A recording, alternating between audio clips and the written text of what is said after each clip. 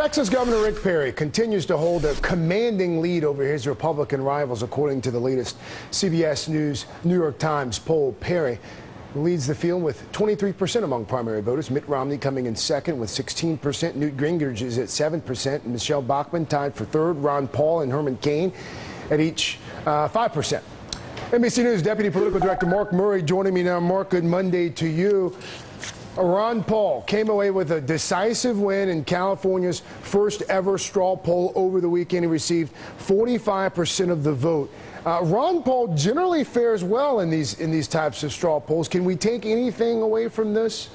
The thing that we take away is exactly what you said. He does very well in straw polls. It has to do with the intensity of his support. You know, you've heard the axiom that somebody ends up having support that might be a mile wide but an inch deep. It's the reverse for Ron Paul. His support is sometimes a mile deep. People really want to go out to these straw polls and cast their vote for him. He did well in that Ames straw poll, finishing a very close second to Michelle Bachmann back in August. So this is his forte. It's his specialty, and he does very well in them. And it helped him raised a boatload of money over the weekend, too. Raised in more than $1 million coming off that victory. Do we think at some point that Ron Paul picks up some traction, or do we think this is what we continue to see? He fares well in a straw poll here, straw poll there, but he's never really considered one of the big two or three?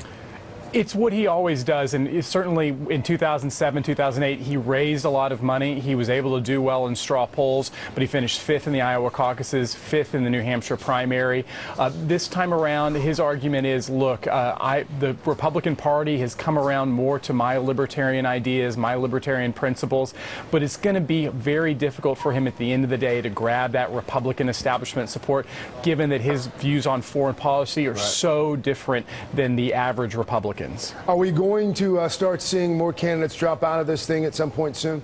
It's always hard to say. The biggest thing to keep an eye on is the money to be able to keep one afloat. If you are a candidate and you need to actually have a bus tour, you need to go to a particular state to campaign, you have to continue to raise money.